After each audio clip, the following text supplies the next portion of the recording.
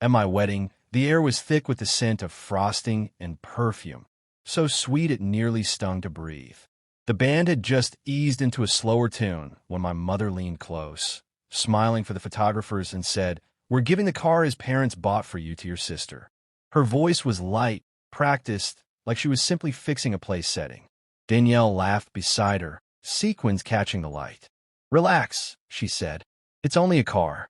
The guest didn't notice, but my stomach did a slow, cold fall. My husband didn't say a word.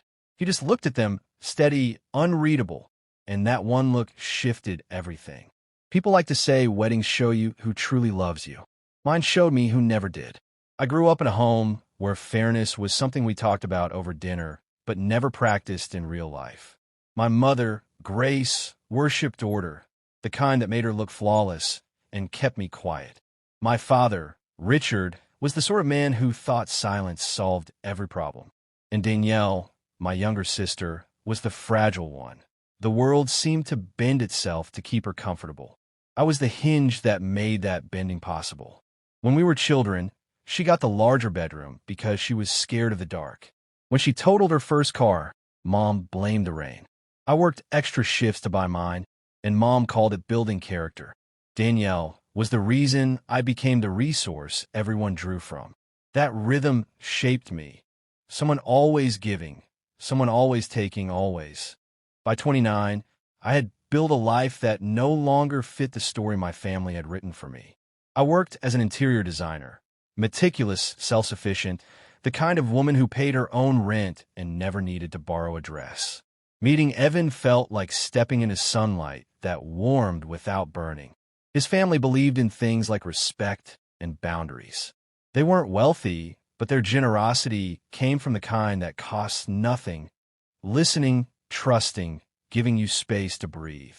At our rehearsal dinner, they handed me a small envelope with a silver key inside. "You built this life together," his father said. "Here's something to help you move forward." A used car, clean, dependable, titled in my name. It wasn't the car itself that mattered. It was what it symbolized: trust, partnership, a gift meant to be cared for. That night, I caught the look on my mother's face, tight, polite, already calculating. She smiled at Evan's parents and said, "How thoughtful," but her eyes flicked toward Danielle like muscle memory. I should have recognized it then for what it was, an early warning.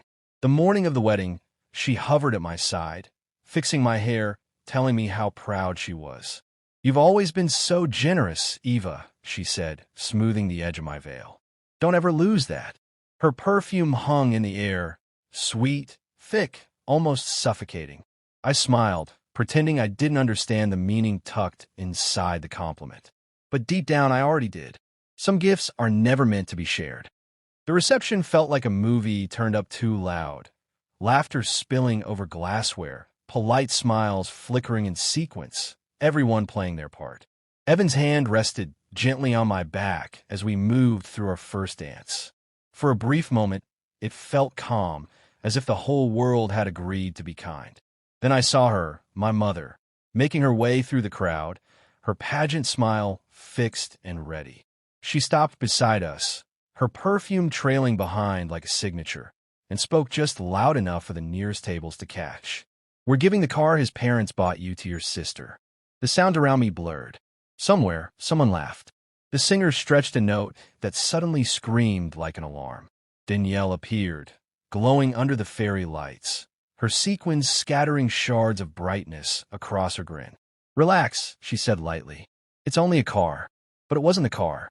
It was every little thing ever taken, disguised as generosity. I looked at my mother, serene, gracious, utterly convinced she was right. She tilted her head, waiting for me to perform gratitude. "You and Evan can make do with one," she added. "You've always been so sensible." A camera flashed, someone catching the moment her hand rested on my arm, her smile wide. In the photo, no one would see how tightly her fingers pressed. I said nothing. Evan's thumb brushed against my wrist, a quiet question. "Are you okay?" I inhaled the scent of frosting, the taste of glass and old obedience. My father drifted over, drawn by her tone. "What's going on?" he asked, glancing between us. "Nothing important," Mom said quickly. "Just helping Danielle." She's had terrible luck with cars. Danielle laughed, soft and practiced. It's fine, Mom. She doesn't mind sharing. Sharing. The word hit like a stone. Like a bruise. I thought about the night I stayed up reworking Danielle's resume, the dress she borrowed and never returned, the endless apologies I offered on her behalf. All those little surrenders disguised as love. I smiled then, small, calm, and dangerous. You're right, I said. I don't mind sharing. My mother's shoulders eased, mistaking compliance for calm. Evan didn't. His hand found mine again, steady, certain. Across the room, fairy lights flickered. A camera flashed. The air tightened, humming like the second before thunder breaks. I leaned toward Evan and whispered, "It's happening again." He met my eyes, not surprised, just prepared. And in that quiet, the truth settled in. They hadn't come to celebrate me. They'd come to see how much of me they still owned. When the cake was sliced and the music dimmed, the room slowly dissolved into laughter and leftover wine. I smiled for the photos, accepted congratulations that tasted like dust, and counted the minutes until I could breathe again. Once the last guest drifted toward the parking lot, Evan and I slipped out through a side door into a quiet hallway. He leaned against the wall, unbuttoning his collar. "Do you want to say something to them?" he asked. "No," I said. My voice held steady. "We already did." He frowned, then the meaning clicked. We'd talked about this months before, half joking, over takeout. My mother's habit of turning my belongings into family property wasn't new. It was inherited behavior. So, I decided not to be inherited. 2 weeks before the wedding, a coworker of mine, who also happened to be a paralegal, helped me draft a notarized statement. Every gift given in my name was legally protected, not to be transferred or sold without my written consent. I signed it in blue ink. I had Evan. I could still hear her words when she pressed the notary seal. "You're not paranoid. You're prepared." Back in the hallway, Evan reached for my hand. "You knew this could happen." "I did," I said. "I just hoped it wouldn't. But I wasn't going to bleed again without a bandage." We stood there for a moment, listening to the muffled laughter spilling from the reception. It sounded far away, hollow, like something already ending. I thought about my mother's expression, that quiet thrill of control, dressed up as generosity. She'd spent years teaching me how to be the graceful daughter, and I'd learned the part so well that no one ever noticed the math behind my smile. Evan's phone buzzed. A text from one of the guests. "Your sister's already posting about the car." He turned the screen toward me. There was a photo taken in our garage. Danielle posing beside the car, captioned, "Finally got a ride that suits me." I let out a short, dry laugh. She couldn't even wait until morning. Evan met my eyes. "So what do we do now?" I reached into my clutch, fingertips brushing the thick envelope inside. "Now," I said, "we let them walk right into their own trap." Evan exhaled, slow and sure, a quiet pride in his voice. "Then let's go finish the party." We straightened our clothes, fixed our smiles, and stepped back toward the music. My pulse was steady now. The storm had shifted direction. When we entered the ballroom, the band was easing into another soft, romantic tune, something meant to keep the silence from settling. The light was still warm and golden, but the air had changed. Conversations felt thinner. Eyes flicked our way, then quickly elsewhere. My mother stood by the cake table, laughing too loudly. Back on her stage, the queen restored. Danielle hovered beside her, phone in hand, pretending to scroll. When she spotted us, my mother's smile brightened. "There they are," my mother called out, as if we'd been away on a honeymoon already. "Everyone's been asking where the bride disappeared to." I smiled, smoothing over a few final details. She didn't catch the weight tucked inside that sentence. Or maybe she did, and still thought she could win the game. "Good," she said brightly. "We're wrapping things up soon anyway. Danielle needs a ride home." Evan stepped forward just slightly. "She has one now, doesn't she?" His tone was light, courteous, precisely measured. Mom blinked. "What?" "The car," he said. "You mentioned she's taking it." Danielle stiffened, her eyes darting between us. "Oh, come on, Eva," she said, her voice edging on defensive. "Don't make this weird. It's just a car." For her, I finished. "That's what you meant." Dad drifted closer, trying to soften the air. "Can we not do this here?" I turned to him, calm and steady. Here's the thing, Dad, this is where she did it. Publicly.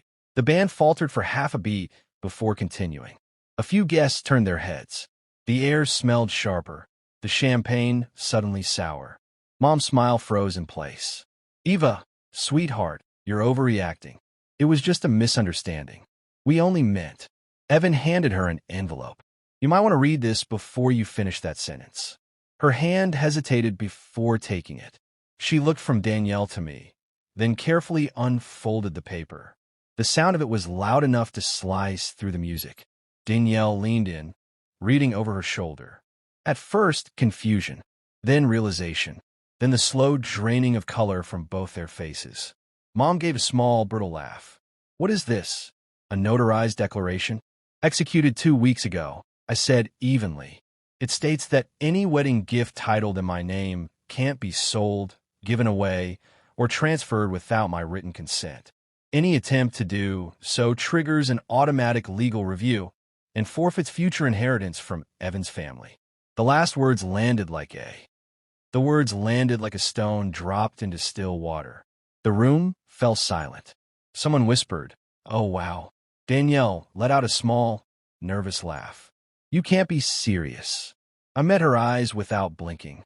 Dad exhaled sharply through his nose. This is petty, Eva. No, I said quietly. Petty is pretending that stealing is a family value. Mom's voice hardened. We're family. You don't treat us like criminals.